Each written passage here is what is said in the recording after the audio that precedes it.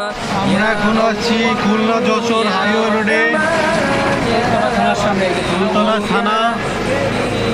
তুমুল আকারে ঝড় বৃষ্টি এবং বাতাস শুরু হয়ে গেছে।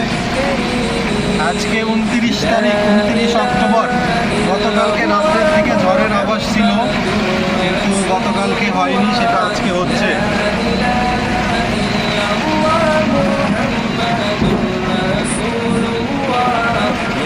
বড় বড় বৃষ্টি